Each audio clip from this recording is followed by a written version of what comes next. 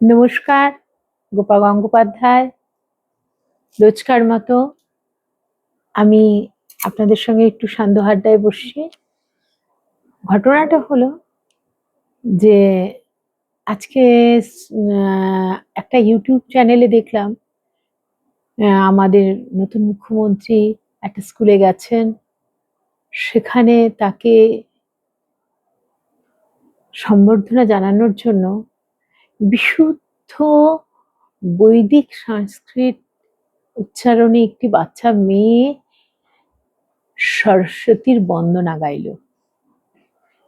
কি বলবো, সত্যি কথা, বহুদিন বাদে এত ভালো লাগা,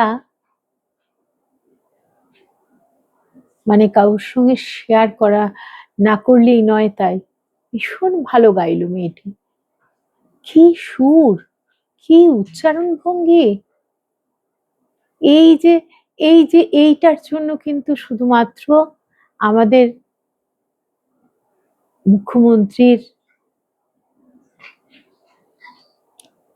আমাদের তরফ থেকে অভিনন্দন পাওয়ার কথা, যেটা আমাদের কল্পনায় ছিল সেটা আজ উনি বাস্তব করে দেখালেন। অনেক কিছু বাস্তব করে দেখিয়েছেন, তার মধ্যে এটি যেন বিশেষ বাস্তব মনে হলো। মেয়েরা সংস্কৃত ভালো উচ্চারণ করতে এখন আর পারে না, পারেই না, ধরতে গেলে একেবারেই পারে না। আর যাই হোক, তবু কিন্তু এখানে যে পরিবেশটা দেখলাম স্কুলের, তার মধ্যে অমন সুন্দর গান, কি বলবো। আমাদের যে পরিবেশের মধ্যে বিজেপি সরকার এসেছেন সেটা ঘোলা জল, তার মধ্যে থেকেই উনি জল পরিচ্ছন্ন করার কাজ করছেন। অশেষ অশেষ ধন্যবাদ তাকে। উনি যে কাজটা আরম্ভ করেছেন, উনি যেন বাঙালিকে ঠিক সেই পরিবেশটা দিতে পারেন। আমার একটা বাঙালি হিসেবে, একজন ভারতীয় হিসেবে, একজন মহিলা হিসেবে,